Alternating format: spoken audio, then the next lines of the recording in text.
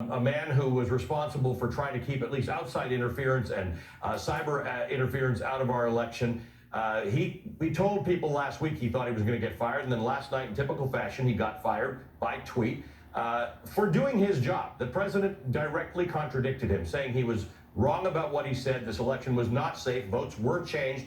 The votes that were cast for Trump became Biden votes, and Chris Krebs is now no longer there. What do you make of this?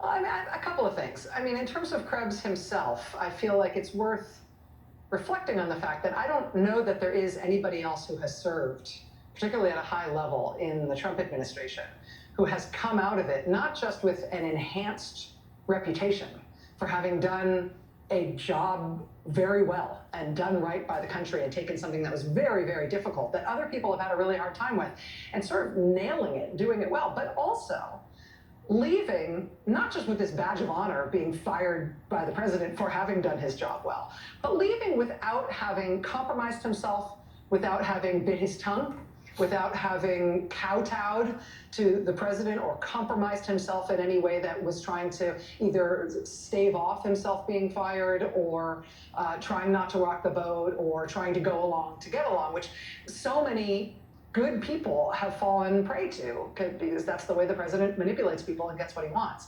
And so I think Chris Krebs is being lauded justifiably by people on all sides of the ideological spectrum and all levels of government for having done a really good job. But he also really, in some ways, stands alone in terms of having done well and done right and not having bent himself to the vagaries of this president. I think that's really important. I will also say, though, Ali, that I think there's an institutional thing to watch out for, because part of the reason we started talking about Krebs potentially being fired last week was when a divisional chief at CISA got fired.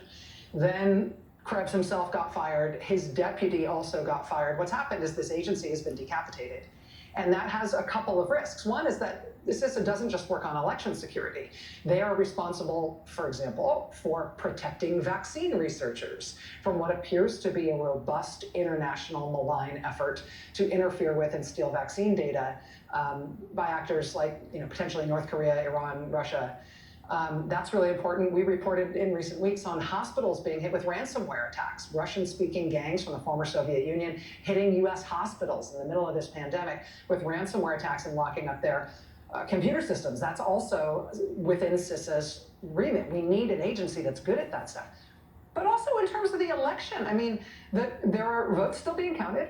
There are recounts happening. There are certification tallies that are coming up. And people, including senators on the Intelligence Committee, have warned that this is one of the times when we are quite vulnerable to disinformation and potentially foreign interference, as somebody might target the understanding of the American people to try to confuse us and upset us and muddy the results of the election now as it is being finalized and finally tabulated. And so to have CISA, which Krebs ran so well, not just to have him ousted, but to have the whole upper echelons of the agency taken out for these reasons at this time is very dangerous for lots of different reasons. And I'm very, very uncomfortable with not just what this means for Krebs, but what the implications are for our national security.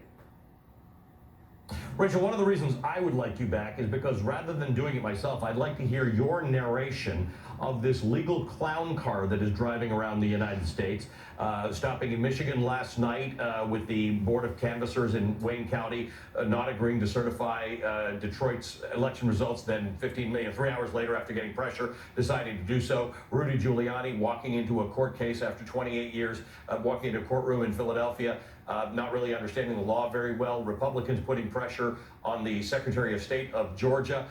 It is a bit of a clown car, but they are doing stuff to stop this election from being certified and to stop the Biden administration from taking the reins and getting their transition moving. Yeah, that's right. And I think you had a really interesting, good conversation with Stacey Abrams about this earlier in the hour, Ali. And I think that one thing that's interesting that we can see at work is what you were talking about with her about the Secretary of State in Georgia, the Republican Secretary of State, who's absolutely been involved in contentious voting rights disputes with voting rights advocates like Abrams and with Democrats in Georgia, but is emerging here as a sort of normal Republican and not a Trump Republican, in the sense that he's not exactly a champion of voting rights in Georgia. Georgia's had all these troubles, but he's also not willing to go along with the insanity of the Trump Republican claims that the Georgia election should be thrown out because of some magic dust that they've imagined they can cast over those election results. So I do think that this is accelerating in some small ways with Republican elections officials, whether it's local commissioners in Pennsylvania or the Secretary of State in Georgia or other people who are just